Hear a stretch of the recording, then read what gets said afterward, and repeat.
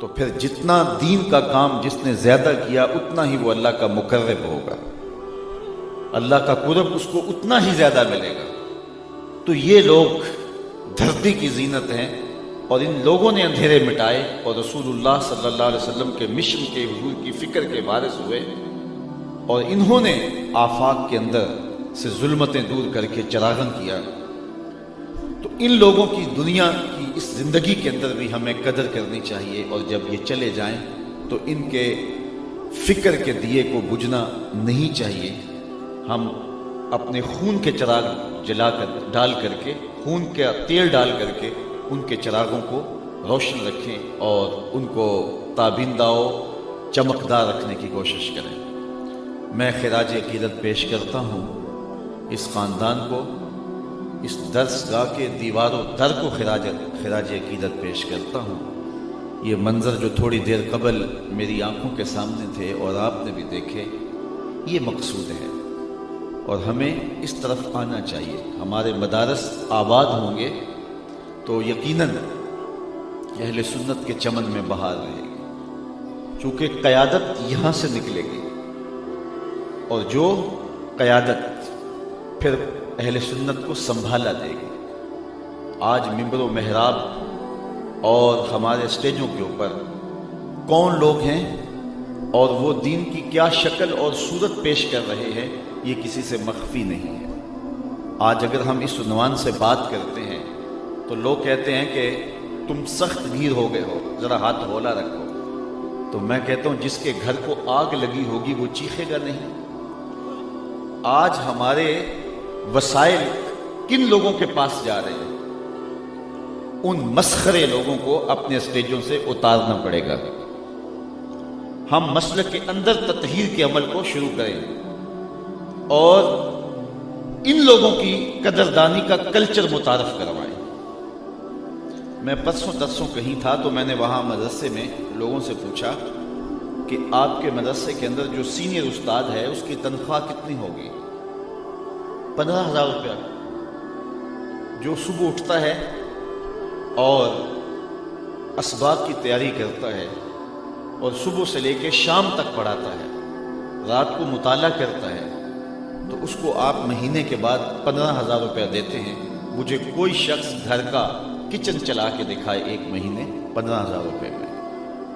اور دوسری جانب ایک شخص جس کی شکل بھی رسول اللہ صلی اللہ علیہ وآلہ وسلم کی سنت کی مطابقت میں نہیں ہے، بیوٹی پارلر سے تیار ہو کے اپنی بھابھی کا دوپٹہ باندھ کے آ گیا ہے، اور وہ اسٹیج کے اوپر شریعت سے بغاوت سکھا رہا ہے، کبھی جنت کا مذاق اڑا رہا ہے، کبھی دوزخ کا مذاق اڑا رہا ہے، اور آپ اس کے اوپر یوں بے دردی کے ساتھ نوٹ پھینک رہے ہیں، اور 2-2 3-3 لاکھ روپے ایک رات کے وہ اکٹھے کر کے تمہارے وسائل نچوڑ کے لے جا رہا ہے، اور تمہیں دے کیا رہا ہے؟ بدعملی کا سبق۔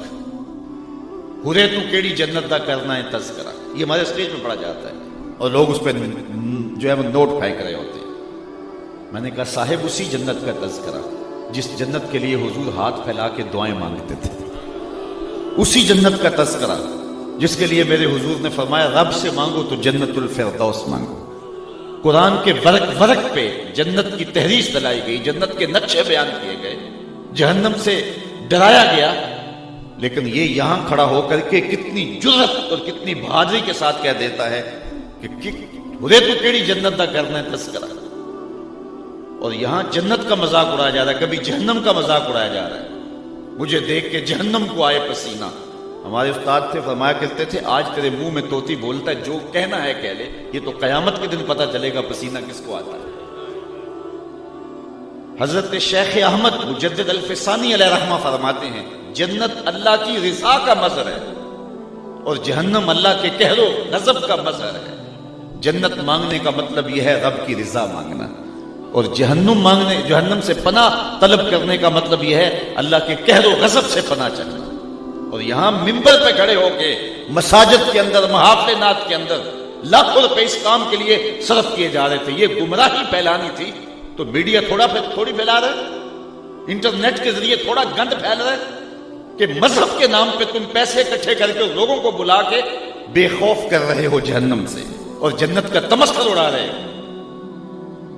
آج اگر ہم بات کرتے ہیں تو کہا جاتا ہے کہ ذرا ہاتھ ہولا رکھو، ہمارے گھر کو آگ لگ گئی ہے گھر کے چراغ سے، ہمارے وسائل ہمارے مسلک کو ہی توڑنے میں صرف ہو رہے ہیں۔ میں ایک جگہ گیا تو میں نے کہا کہ تم لاکھوں روپے خرچ کرتے ہو اور نعت خوانوں کو دیتے ہو، اور تمہارے ہی شہر کے اندر جو مدرسہ ہے اس کے بچے آج بھی ہاتھوں میں تھالیاں پکڑ کے روٹیاں مانگتے ہیں، تو تم سمجھتے ہو ہم جنت خرید رہے ہیں، قیامت کے دن تمہارا گریبان پکڑا جائے گا۔ تو جنت اتنی سستی نہیں ہے کہ تم نے منہ میں پان ڈالا ہوا اور ہاتھ میں جو ہے وہ پیسے پکڑ کے ایسے نچھاور کرتے ہو تو اس سے جنت مل جائے گی۔ ام حسبتم ان تدخلوا الجنہ، کیا تم یہ گمان کرتے ہو کہ یوں ہی جنت میں چلے جاؤ گے؟ تم میں سے جو پہلے لوگ گزرے ہیں فرمایا انہیں جھنجھوڑا گیا، حتیٰ کہ وقت کا نبی بھی پکار اٹھا اور اہل ایمان بھی پکار اٹھے، مالک تیری مدد کب آئے گی؟ تو پھر ہم نے کہا بس ہماری مدد آیا چاہ رہی۔ لوگوں کے سر پہ آرے رکھ کے پاؤں تلے تک چیر دیا گیا، جسم کو لوہے کی کنکیوں سے چھیدا گیا، اذیتوں میں، مشقتوں میں، مشکلوں میں مبتلا کیا گیا، اور ہم ایک رات میں جنت خرید کے فارغ ہو جاتے ہیں۔ تو ان لوگوں کو اپنے سٹیجوں سے اتارنا ہوگا، اور اگر میری ان باتوں کو آپ ہضم کر رہے ہیں تو میں ایک اور بات بھی کہنا چاہتا ہوں، ان بے عمل پیروں سے بھی جان چھڑا لو، ہاتھ جوڑ کے ان کو کہو ہمیں معافی دو، ہمارے مسلک کو بڑا لوٹ لیا تم نے، تمہاری 6 نسلیں کھا سکتی ہیں جتنا تم نے لوٹا ہے، اب ہماری جان چھوڑ دو، ہمیں مدارس کھڑے کرنے دو، ہمارا مسلک لٹ رہا ہے، ہمارے گھر کو آگ لگی ہوئی، اب ہماری جان چھوڑ دو اور ہمیں اپنے مدارس دینیاں کھڑے کر دینے دو، ہمیں اسکول سسٹم کھڑے کر دینے دو، ہمیں تربیتی کورسز کے لیے ذہن سازی قوم کی کر دینے دو۔ تو آپ مہربانی فرماؤ ہماری جان چھوڑ دو۔ اگر آپ نے پیر بنانا ہے تو کسی عالم دین کو بنائیں، اس کو جو آپ نذرانہ دیں گے اس کی وہ کتاب خریدے گا اور رسول اللہ کے دین کے مسئلے بتائے گا، اور جن کو آپ نذرانے دے رہے ہو وہ اس سے کتے خریدتے ہیں اور کتے لڑاتے ہیں۔ سرمایہ بھی ہمارا، اور پھر سوشل میڈیا کے اوپر تصویریں چڑھتی ہیں اور لوگ ہمیں فون کرتے ہیں جناب اس کی تردید کیجیے گا، اس کی تردید کیجیے گا۔ میں نے کہا سویر سے شام تک ہم تردید ہی تو کرتے پھرتے ہیں، کچھ تم بھی تو کرو نا، کیوں ان لوگوں سے بغاوت کیوں نہیں کرتے؟ نگہباں بن کے جو اہل چمن کی آبرو لوٹے، چمن والوں عقیدت چھوڑ دو ایسے نگہباں کی۔ یہ نگہباں نہیں ہیں، یہ رہزن ہیں، یہ ڈاکو ہیں، ان لوگوں سے جان چھڑاؤ۔ ان علماء کے قدم چومو جو مسجد تدریس پہ بیٹھتے ہیں تو شام تک رسول اللہ کی حدیثیں سناتے ہیں، اور جب ہمارے اسلاف نے، ہمارے بزرگوں نے ان کی قدردانی کی تھی تو دین سربلند تھا۔ وہ منظر ہم نہیں بھول سکتے کہ حضرت میر عبد الحکیم سیالکوٹی علیہ رحمہ جب مطالعہ کرنے بیٹھتے ہیں تو بادشاہ وقت کی جانب سے ایک وہاں خادم مقرر ہے جو کچے برتن کے اندر بادام روغن ڈال کر کے آپ کے قدموں میں رکھتا ہے، اور تاکہ آپ کے قدم اس بادام روغن کے اندر بھیگے رہیں اور آپ کے دماغ کو تراوت پہنچتی رہے، اور چند دن کے بعد اس بادام روغن کو بدل دیا جاتا ہے۔ تو وہ جو بادام روغن ہے کیا اس کو نالی میں بہا دیا جاتا ہے؟ بادشاہ کا حکم ہے اس کو پیک کر کے میرے گھر بھیجیں، اور جب وہ اپنے بیٹوں کو کھانے